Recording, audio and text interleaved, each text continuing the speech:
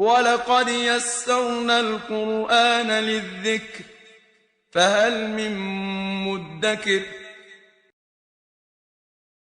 You know, there's one thing true about university students, and even graduates. They're very proud of their school. Whatever college you go to, you may hate it right now, but when you graduate and you get the diploma, you're going to put it on the wall. You're going to be proud that you graduated from this school. You're going to feel a sense of accomplishment and prestige. That's why the graduation ceremony is a ceremony where you are honored. Even in Islamic studies, when you get an ijazah, like you get an ijazah in tajweed, you're very proud that you got your ijazah from this sheikh or that sheikh, right? Because it's a matter of prestige. When people in the United States go to Harvard, or they go to Columbia, or they go to NYU, they go to these elite schools, they're very proud that they went to these colleges. People are proud to have a certain sheikh as a teacher. They're proud of that. It's a matter of honor. When Allah says He taught the Quran, who's the teacher? Allah is. And if He's the teacher, what does that make you and me? Students, how honored are you and me that our teacher is Allah? Our teacher is Allah. And He didn't even say, عَلَّمَ النَّاسِ الْقُرْآنِ عَلَّمَكُمْ الْقُرْآنِ عَلَّمَ نَبِيَّهُ الْقُرْآنِ. He said, عَلَّمَ الْقُرْآنِ. He taught the Quran. Who did He teach? He didn't even limit it. So the invitation is open. Anybody who wants to learn. Anybody who wants to learn, come on and learn. Allah did not close that door. If you're 50 years old in the audience and you don't know how to read Quran, it is okay. Start now. Fine. Don't be ashamed. Start now. Start a little bit. You know.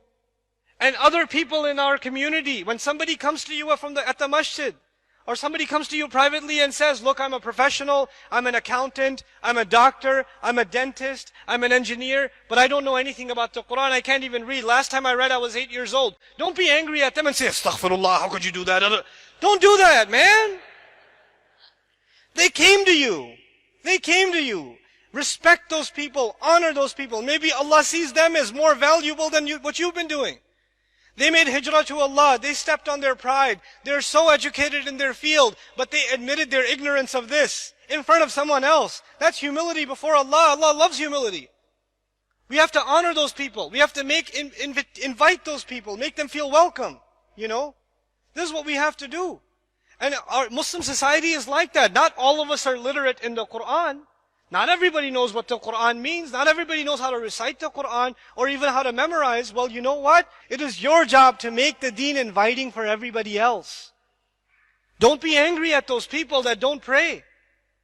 Don't care for them. If you don't care about them, you will never bring them to this deen. You cannot be da'is if you don't care about people. You have to care about society. Don't drive by the neighborhoods that have a bar and a club and a movie theater and go, astaghfirullah, astaghfirullah, astaghfirullah. You have to care about, that's your country. Those are your people. You have to care about them. You have to invite them. One of your friends is going there. You say, hey bro, let's go play soccer. Football. Let's play football instead. You know, let's go to the masjid and hang out. Let's go, eat some prata.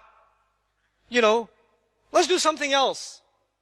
You have to do that. Stop being angry at the people that are not in the masjid. They're also our people. They're also our ummah. They are just the lost sheep of La ilaha illallah. That's who they are. Allah did not close the invitation even to the worst kuffar. How can we close the invitation from our fellow Muslim brothers and sisters? How can we do that? How can those sisters here that are wearing hijab look with hateful eyes to the woman that doesn't wear hijab? She doesn't wear hijab because maybe nobody taught her.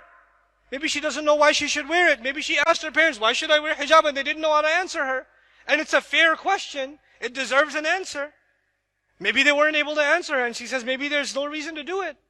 I don't have a good enough reason. Maybe if somebody actually talked to her and respected her and treated her like a dignified human being, she would change her mind. You don't know that. So we have to have that attitude and concern. Wallahi, this is the sunnah of our Messenger sallallahu alaihi wasallam, to teach the Quran with love, even to those who hate. To teach it with love, even to those who hate.